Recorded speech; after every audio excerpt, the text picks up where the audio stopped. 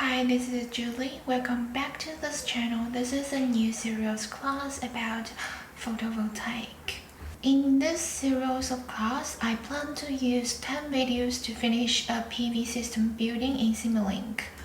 The series video will include PV concept, PV site converter, and PPT, battery modeling, and finally connect to grid. The typical grid connect PV systems looks like this. The PV source circuit refers to the PV array. The output of one PV panel is around 200 to 400 watts. Output voltage around 60 to 80 volts. After series or parallel, it can form a PV array. For a standalone system, the output voltage is around 200 volts to 400 volts. After the PV source circuit, there is a PV output circuit. In most PV power systems, a control algorithm called maximum power point tracking and PPT is used to control PV array always operates at the maximum power output. The PV source is a DC type source. So from PV source, this part is DC source, and to here is DC source. But our grid is AC distributed system.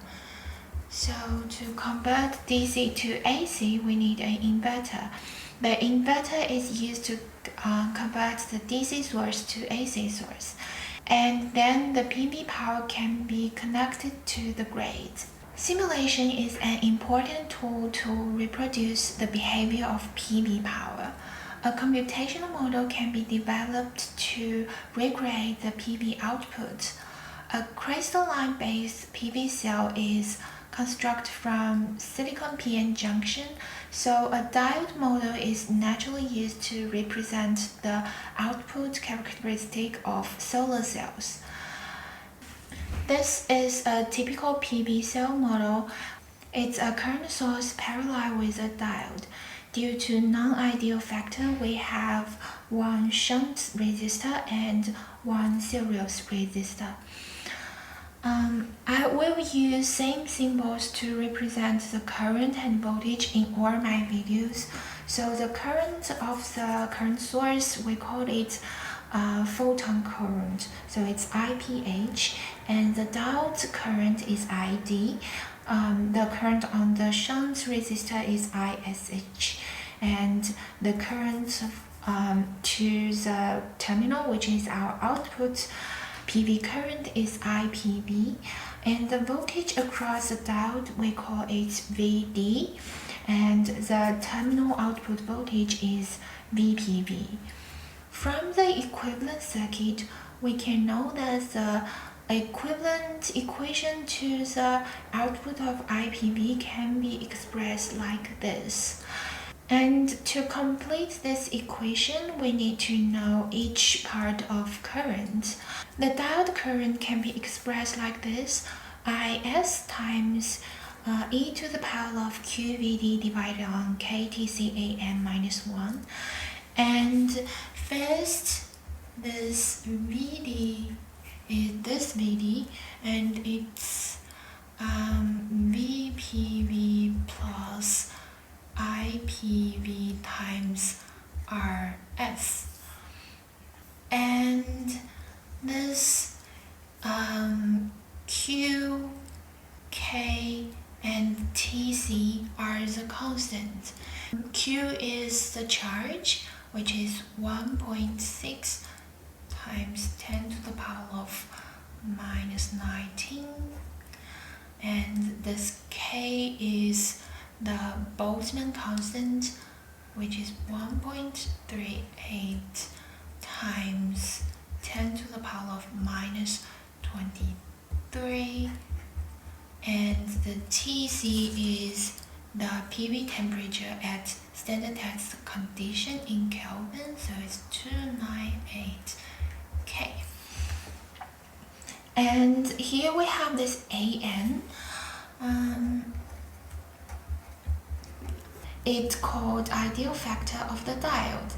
It's a measure of how close the diode follows the ideal diode equation.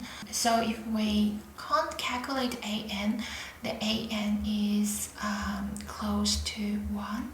The ISH is VD divided on RH. And this IPH, photon current, we usually use the short circuit current as IPH, but it will influence by irradiance and temperature. So the next topic is the variation with irradiance and temperature. For the irradiance and temperature variation, the manufacturer usually provides correction coefficients for PV output current and voltage. For PV equation, the irradiance and temperature affect the photon current, open circuit voltage, so it's across here, and the saturation current, which is this one, IS.